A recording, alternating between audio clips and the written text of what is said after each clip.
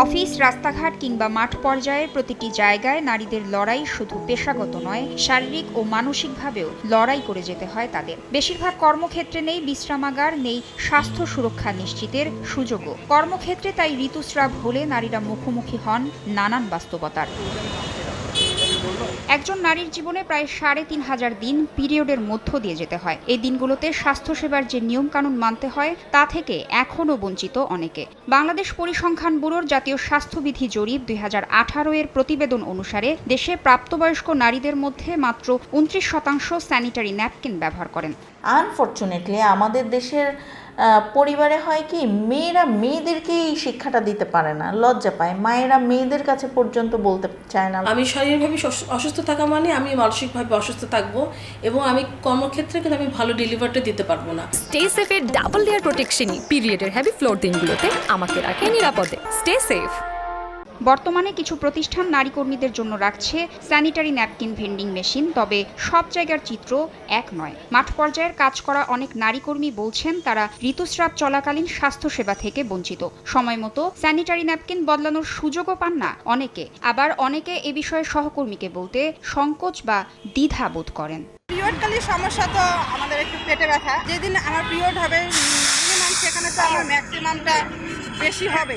সেক্ষেত্রে আমরা নিজেদেরকে একটু বলি যে আস্তে ধীরে কাজ করার জন্য। ফিল্ডে যখন আমি যাচ্ছি, আমি এরকম একটা ওয়াশরুম পাচ্ছি না, বা অনেক সময় আমি ধারের কাছে হয়তো প্যাডও পাচ্ছি না, তো তখন কিন্তু চেঞ্জ করার জন্য যে প্রবলেমটা সেটা আমি ফেস করি। আমি হয়তো 2 দিন আগে অসুস্থ ছিলাম, আমি একটা সিক লিভ কাটিয়ে ফেলেছি, 2 দিন পরে হয়তো আমার পিরিয়ড শুরু হয়ে গেল, আমার তখনও একটু সিক লিভ দরকার। তখন হয়তো অফিস বলতে পারে যে তুমি তো কিছুদিন আগেই 2 দিন আগেই তো নিলে সিক লিভ।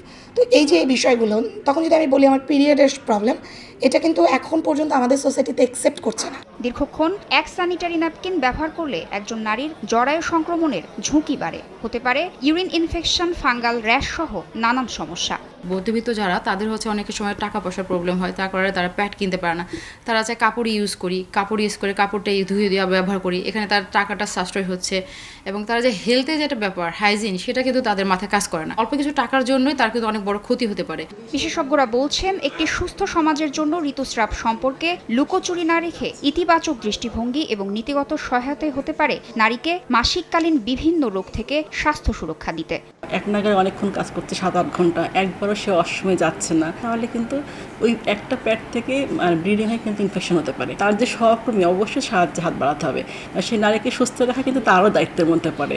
একজন নারীকে অফিস, কারখানা বা বাসার কাজ সব সামলে নিতে হয় শরীরের স্বাভাবিক চক্রকে নিয়ে। তলপেটে তীব্র ব্যথা সহ এই সময়টাতে অনেকেই ভোগেন নানা সমস্যায়। কিন্তু তখনও যদি না মেলে বিশ্রাম, পরিচ্ছন্ন টয়লেট বা স্যানিটারি ন্যাপকিন, তবে নারীদের স্বাস্থ্য সুরক্ষার বিষয়টি কেবলই কথার কথা। শরীরের সংকেত বুঝে চলার সুযোগটা একজন নারীর প্রাপ্য। বিশেষজ্ঞদের মতে মাসিক কোনো লজ্জার বিষয় নয়, বরং এটি স্বাস্থ্য সচেতনভাবে মোকাবিলা করার বিষয়। আর কর্মক্ষেত্রে মাসিকের স্বাস্থ্য সুরক্ষা নিশ্চিত না হলে নারীদের কর্মদক্ষতাই শুধু কমে না, কমে জীবনের গতি। তাসনিয়া নিশাত মিম, সময় সংবাদ,